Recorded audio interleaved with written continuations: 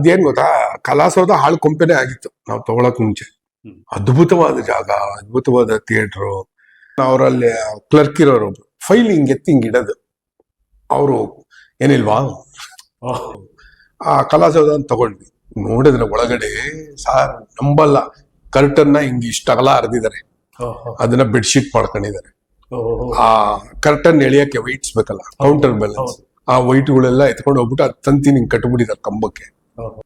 4 ಜನ employees, security agency, ಇವ್ರಿಗೆಲ್ಲ ಕೊಡಬೇಕು. ಎಲ್ಲಿಂದ ದುಡ್ಡು ಮಾಡೋದು? ಹಿಂಗೆ ಸ್ವಲ್ಪ ಕಕ್ಕ ಬಿಕ್ಕಿ ಆದಾಗ ನಮ್ಗೆ ಹೊಸ ಬೆಳಕು ನಾಟಕದ್ದು ಐಡಿಯಾ ಬಂತು. ನಮ್ಮ ಜಂಬೆ ಇದ್ದಾರೆ, ಮಂಜುನಾಥ್ ಜಂಬೆ, ಅವ್ರ ನಿಮ್ಮ ಜಂಬೆ ಅವರ ತಮ್ಮನ್ ಮಗ. ಅವನು ನಾಟಕ ಮಾಡೋಣ ಸತಿ.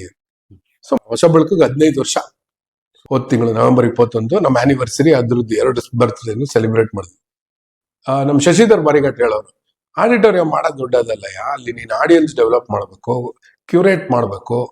ಹೆಚ್ಚಿದ್ವಿ, ಸುಮಾರು ಶೋ ಮಾಡಿದ್ವಿ. ಅದು ಖಾಲಿ ಇದ್ದಾಗೆಲ್ಲ ಹಾಕೊಳ್ಳೋದು ಶೋ, ಕರೆದು ಪಾಪ ನಮ್ಮ ಹುಡುಗರಿಗೆ 8 ಅಣಿ ದುಡ್ಡು ಕೊಟ್ಟಿಲ್ಲ ನಾನು, ಬಂದ್ ಮಾಡವಿ. ಅವು ಏನೋ ಖುಷಿ, ಅವಕ್ಕೂ ಏನೋ ಅವರು ಕಲಾ ಸೇವೆ ಮಾಡ್ತಿದೀವಿ ಅಂತ ಅವರು ಬರೋರು ಮಾಡೋರು ಚೆನ್ನಾಗಿತ್ತು.